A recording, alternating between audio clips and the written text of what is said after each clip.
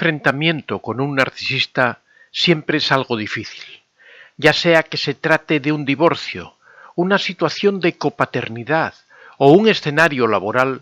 Un narcisista tuerce constantemente la narrativa para librarse de toda responsabilidad de cualquier circunstancia negativa en la que incurre e incriminar a la vez a la otra parte.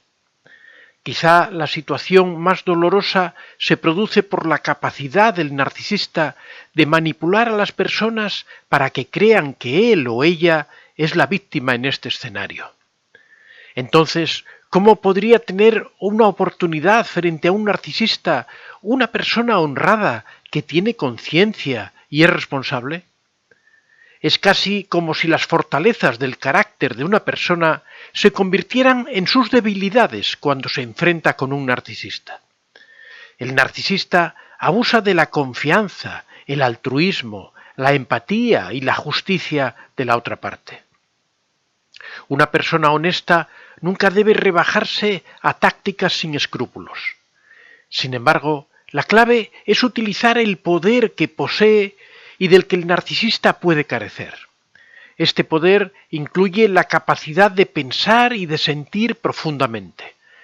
Experimentar capacidades y emociones más profundas y evolucionadas como la empatía, la responsabilidad sincera, la percepción profunda, la introspección auténtica, la consciencia, el remordimiento, que indican que la persona tiene una sólida profundidad de sentimientos. Este conjunto de características profundas le permite a la persona pensar a un nivel que un narcisista no puede ser capaz. Los narcisistas suelen ser analíticos, intelectuales y calculadores. Estas capacidades pueden ser impresionantes en muchas áreas, pero son totalmente insuficientes con respecto a las emociones humanas. De hecho, la intelectualización es un mecanismo de defensa empleado inconscientemente para protegerse de las emociones profundas. La desviación, la proyección y las distorsiones extremas también mantienen a una persona alejada de estados de sentimientos profundos e incómodos como la percepción sincera. Si quieres ampliar información sobre el tema del narcisismo, tienes a tu disposición en Amazon mis libros. Cómo reconocer a un narcisista, en donde damos una descripción precisa de este perfil. El contacto cero, que es la técnica definitiva para alejarse de un narcisista. La piedra gris, la polémica técnica para convivir con un narcisista.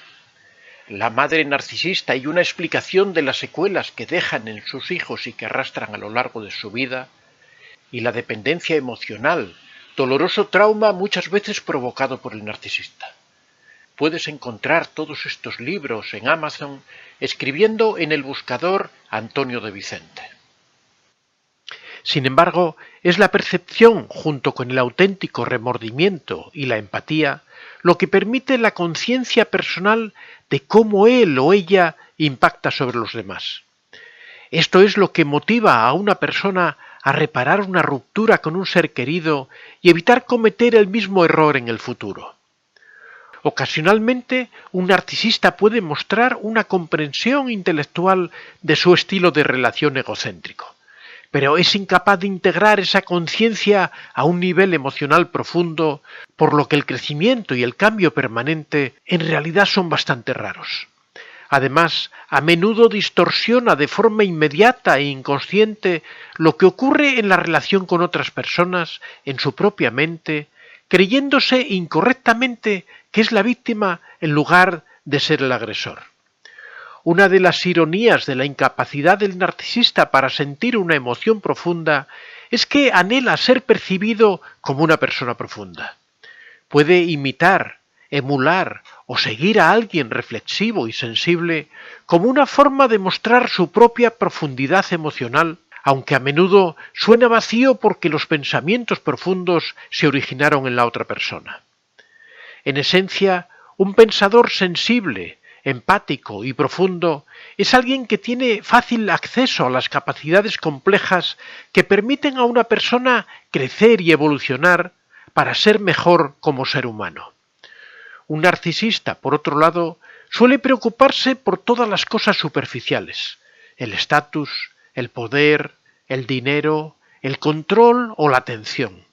Un narcisista es con frecuencia bastante insensible y superficial debido a una estructura defensiva inconsciente, rígida y robusta que mantiene a raya las emociones profundas e incómodas para él. Además, el narcisista está obsesionado con ganar la lucha por el poder en cuestión, por lo que mantener la calma y no implicarse emocionalmente es esencial para él. En estos momentos, la mejor defensa de una persona es poner en práctica el poder del pensamiento profundo y creativo. Por ejemplo, Julia estaba en una relación conflictiva con Alberto, su expareja narcisista con la que tienen hijos en común.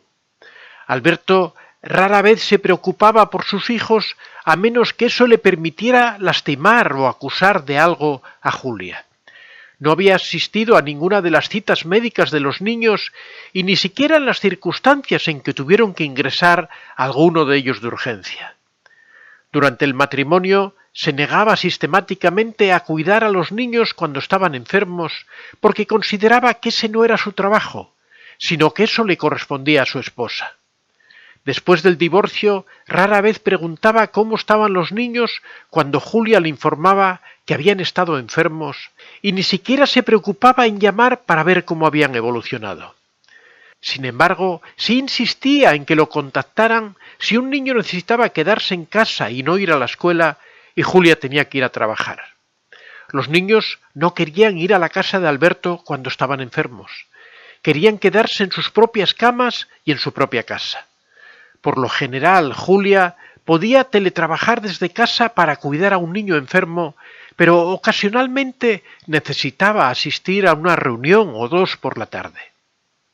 A pesar de saber que el niño enfermo deseaba desesperadamente quedarse en su propia cama y en su propia casa y prefería ser cuidado por su abuelo, Alberto insistía en que le trajeran al niño enfermo e incluso amenazaba con llevar a Julia a los tribunales si no cumplía. Llegó el día en que uno de los hijos se despertó enfermo. Rogó que le permitieran quedarse en casa con su abuelo durante el tiempo que ella necesitaba para asistir a una reunión. Julia sintió una intensa compasión por su hijo enfermo que estaba asustado.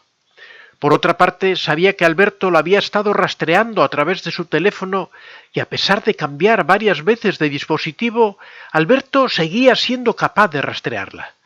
Se dio cuenta de que si iba a trabajar, él sabría que estaba dejando al niño al cuidado de su abuelo en lugar de llevarlo con él como había exigido.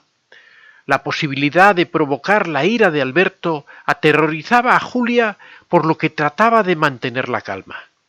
Después de una cuidadosa deliberación, decidió dejar su teléfono en casa durante la reunión de la tarde y que de esa manera Alberto no pudiera saber que se había desplazado al trabajo.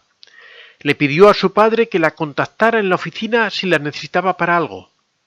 Esa noche recibió un mensaje de texto de Alberto que decía: «Qué lástima que hoy tuviste que quedarte en casa y no ir al trabajo. Espero que no te despidan». Alberto no solo no preguntó por la salud de su hijo, sino que también confirmó, sin darse cuenta, de que seguía rastreando y vigilando a Julia, lo que en realidad es un delito. Alberto causó su propio desastre. Primero, violó la privacidad de Julia al rastrear su teléfono sin permiso. En segundo lugar, ya había estado demasiado preocupado por sí mismo como para cuidar a un niño enfermo en el pasado, lo que hizo comprensible la resistencia de su hijo a su petición de trasladar al niño al domicilio del padre. En tercer lugar, no se preocupaba en absoluto por lo que pudiera sentir o desear su propio hijo. En cambio, anteponía sus deseos egoístas a lo que era mejor para el niño. A través de sus comportamientos abusivos, Alberto demostraba cuál era su verdadera motivación, que no era otra que incriminar a Julia para quitarle la custodia del niño y no preocuparse para nada por su hijo enfermo. Al final, Julia decidió contactar a su abogado y acusar a su exmarido de acoso, intromisión en su privacidad y el empleo de medios electrónicos para su seguimiento. El juez le dio la razón y autorizó a que sus hijos pudieran quedarse al cuidado de sus abuelos, limitando las visitas con su padre a las legalmente establecidas en el acuerdo. Respetar las reglas legales es esencial para la convivencia entre las personas. Sin embargo, los narcisistas a menudo abusan del espíritu con el que se escriben las leyes. En los acuerdos de paternidad y en otras medidas legales solo se fijan una serie de condiciones básicas, ya que no es posible incluir los matices de cada situación diferente cuando se comparte la paternidad. Si una persona siente que un narcisista está interpretando y utilizando las resoluciones judiciales para ganar una lucha de poder, en lugar de hacer lo correcto por un niño, es importante defenderlo. Pensar profundamente en esta situación es primordial. También puede ser necesario consultar con un terapeuta, un abogado o un funcionario judicial. Un narcisista no tiene que ser rival para un pensador profundo. Ser más astuto que un narcisista es la mejor defensa. Soy Antonio de Vicente. Si te ha gustado este vídeo, puedes dar a like y si aún no estás suscrito, puedes hacerlo en la parte inferior. Si deseas hacer algún comentario o sugerir algún tema, puedes hacerlo en la casilla de los comentarios. Recuerda que este es un espacio abierto y que siempre son muy bien recibidos todas las experiencias que hayas tenido y todas las opiniones que tengas al respecto. Estaría encantado de que las compartieras con nosotros. Muchas gracias a todos y que seáis realmente muy felices.